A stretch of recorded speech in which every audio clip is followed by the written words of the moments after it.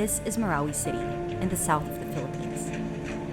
The gunshots are consecutive and endless. That's the main battle area where government troops are facing off with Islamic State supporters. From this rooftop, we can see the side of the city that's right in the heart of the battle. Look a little past the buildings. That's Lanao Lake. It's the entry and escape route the military is closely watching to make sure nobody gets in or out of the battle area. It's day 120 of the conflict.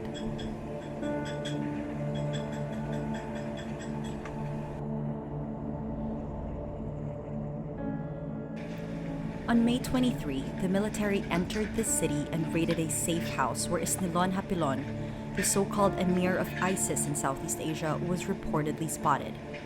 He escaped, but his supporters went out into these streets, waving black Islamic State flags. The terrorists were led by the homegrown Mauti group. It turned into a full-fledged war between the military and the terrorists.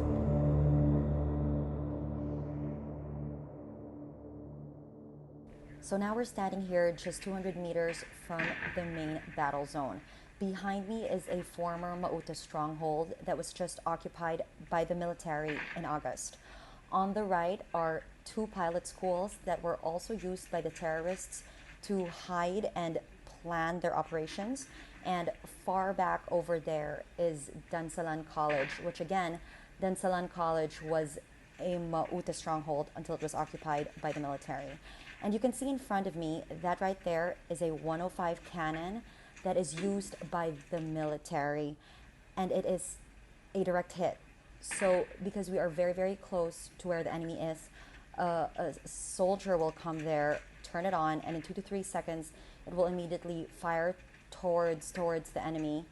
And because it is such a short range, it's a direct hit, and it's very, very powerful. And just turning left over here, that street that you see, that is already where the main battle zone is. So we are very careful not to peek, as there have been soldiers that have made a mistake of literally just taking a quick look and getting shot in the head. So this is a very dangerous area right here. I'm Natasha Gutierrez, Southeast Asia correspondent for Rappler. That's Jeff Digma, Rappler's videographer. This is what the buildings in the war zone look like from the inside. They're riddled with bullet holes and damaged by an assortment of bombs and grenades. Look closely. Those large holes in the walls, like doorways, were created by the terrorists. These allowed them to avoid airstrikes or to move from one building to another without being detected by soldiers from the outside. This has been the biggest challenge for the military. Experts say the terrorists planned the attack on Marawi for months. Foreign fighters have been coming in as early as January 2017.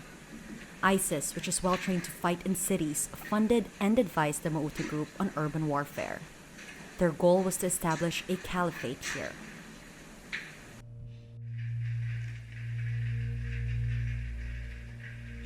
Before the fighting, Marawi City was home to about 200,000 residents, 90% Muslim. This was someone's home.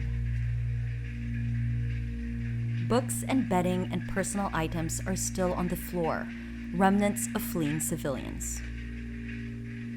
Marawi was a center of trade in Lanao del Sur province. As ISIS loses territory in Iraq and Syria, they seek to expand to Southeast Asia. Marawi City was an attractive choice, but the military vowed it would never happen. Philippine soldiers are more used to jungle fighting than urban warfare. The enemy's network of rat holes and trenches are long and complex. That's me walking through. Improvised explosive device, or IEDs, which they leave in their trail, also slow down government troops, in addition to booby traps and Molotov bombs. The enemy learned from foreign fighters how to improve sniping capabilities.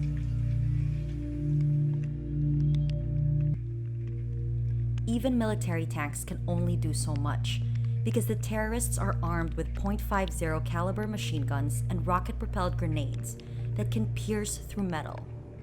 The military says it has no choice but to use airstrikes to target the enemy. What's left? Only heartbreaking shells of buildings, houses reduced to rubble, like this one.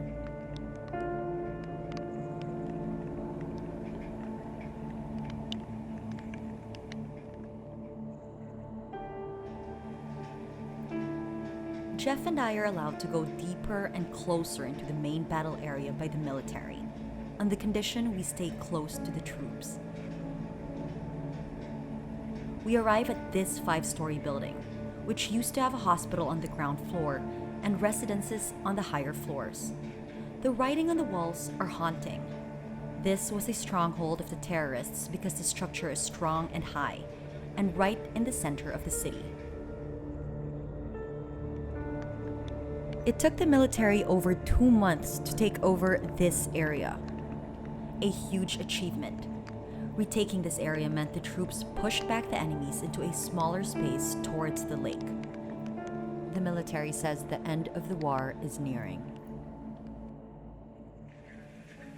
Today, the building is used as a tactical command post of the 3rd Scout Ranger Battalion. It's about 300 meters from the front lines. It smells of gunpowder. The gunfire and explosions are loud. When we visit, most of the troops are out in the front lines fighting. They only come back here to meet and plan.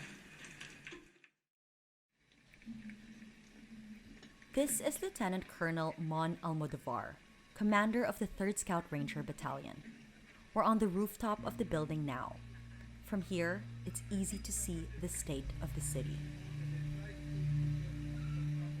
The Mautes tried to prevent us from coming into the city. They tried to block all possible access of the military. They had someone guarding those, especially the roads. Of course, they occupied the major buildings, the high, solid ones like this one, to give them a good advantage. And you can see Dansalan College. There are solid campuses there, buildings. They were everywhere there. And that building there, they had a lot positioned there as well. I think that's Senator Ninoy Aquino College. The university belt was a former stronghold. I ask him why there are blankets hanging on one side. Well, of course the enemies are still there on the other side. That's the front. That's where the front line is.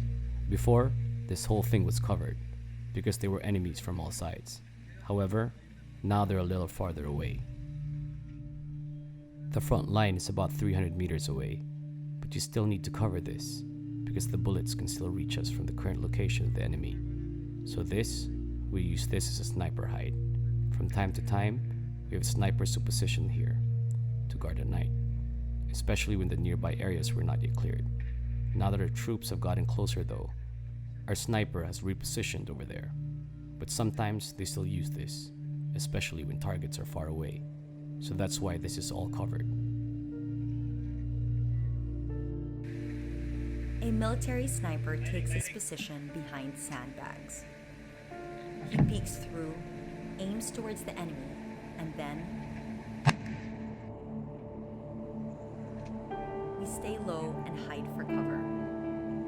With careful precision, he shoots another. On our way down, we're told to duck and run in case the enemy counterattacks.